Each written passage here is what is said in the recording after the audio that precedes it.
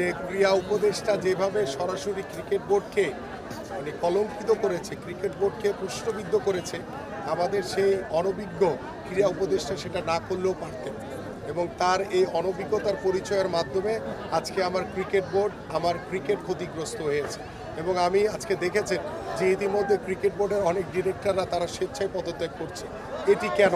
কারণ এই ক্রিকেট বোর্ডের প্রতি বা ক্রিকেট বোর্ডের যিনি প্রেসিডেন্ট হয়েছেন তিনি বাংলাদেশের এক সময়কার লিজেন্ডারি ক্রিকেটার ছিলেন, বাট তিনি সকলকে নিয়ে কাজ করার মাধ্যমে যে ক্রিকেটটাকে সমৃদ্ধশালী করবেন তিনি সেটি না করে তিনি ক্রীড়া উপদেষ্টার অত্যন্ত অবগত অনুগত হয়ে ক্রীড়া উপদেষ্টা যেভাবে বলেছে তিনি সেভাবে তার মতো করে ক্রিকেট বোর্ডকে সাজিয়েছেন। এবং ক্রিকেট বোর্ডে এমন কিছু যারা ডিরেক্টর হয়েছে আমার কাছে মনে হয়েছে যে তারা ক্রিকেটের কও জানে না, তারা ক্রিকেটের সাথে কখনো সংগঠক হিসেবে কাজও করেনি।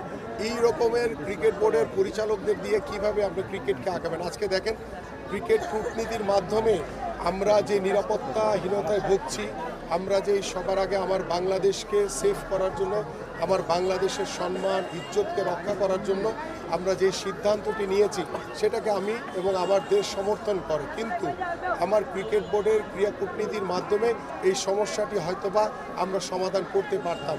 আমরা হয়তোবা ভারতীয় ক্রিকেট বোর্ড বা আইসিসির সাথে কথা বলে এটার একটা সুরা আমরা বের করতে পারতাম, কিন্তু সেদিকে নজর না দিয়ে তারা তাদের মতো করে নিজেরাই আলোচনা করে তারা সিদ্ধান্ত জানিয়ে দিয়েছে। বাট এটি যদি আমরা আইসিসির সাথে আরও সুদূর প্রসারী যদি আলোচনা করতে পারতাম তাহলে আমার কাছে মনে হয় যে এই সমস্যাটি হয়তোবা একটি সমাধান হওয়ার সুযোগ ছিল।